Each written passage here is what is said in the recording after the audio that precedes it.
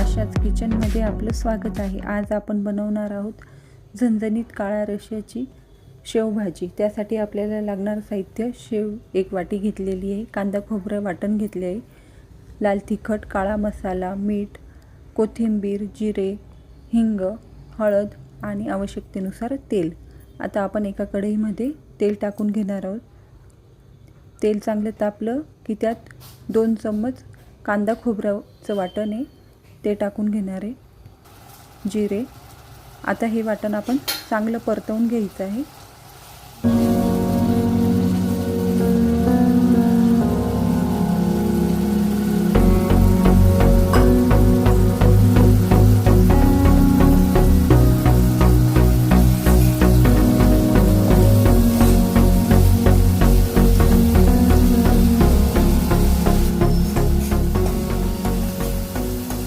हे कांदा खोबऱ्याचं वाटण चांगलं परतवून घेतलं।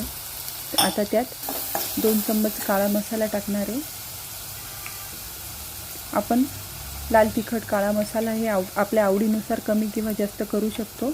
आता लाल तिखट, हळद, हिंग हे टाकून चांगलं परतवून घ्यायचं आहे।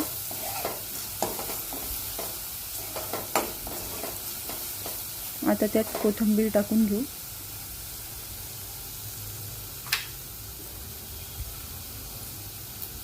आणि आपण जे खोबऱ्याचं वाटण केलं होतं ना, ते थोडंसं मिक्सरच्या भांड्यात पाणी टाकून ते टाकून घ्यायचं आहे। आता हे चांगलं तेल सुटेपर्यंत शिजू द्यायचं आहे।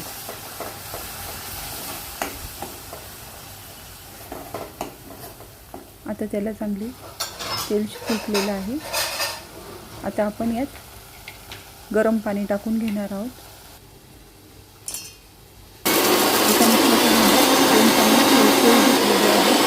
मी बारीक करून घेणार आहे, म्हणजे आपल्या शेवभाजीला चांगला घट्टपणा, दाटसरपणा पण येईल आणि त्याची चवही वाढेल।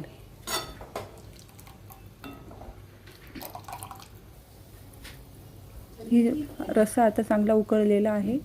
त्यात आपण जे वाटण केलेलं होतं शेवचं, ते आता आपण त्यात टाकून घेणार आहोत। मीठ टाकून घ्यायचं आहे। भाजीला चांगली उकळी आल्यानंतर हे वाटण टाकून आणि लगेच मिक्स करायचं आहे, म्हणजे याच्या गठोळ्या होणार नाहीत। असं आपली भाजी चांगली उकळलेली आहे। आता आपण गॅस बंद करून घेऊ। ही झणझणीत अशी शेवभाजी आपली तयार झालेली आहे। ही खानदेशी पद्धतीची केलेली आहे मी।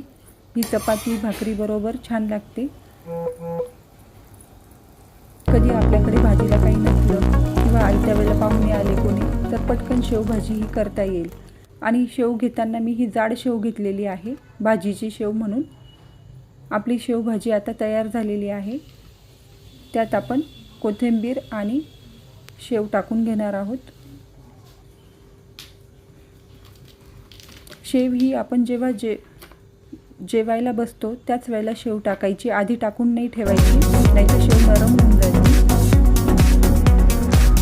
ही भाजी खूपच छान लागते, करून बघा। खानदेशी पद्धतीची आहे शेवभाजी, चपाती भाकरी बरोबर खूपच छान लागते। तुम्ही करून बघा। ही रेसिपी आवडल्यास लाईक करा, शेअर करा आणि सबस्क्राईब करायला विसरू नका। धन्यवाद।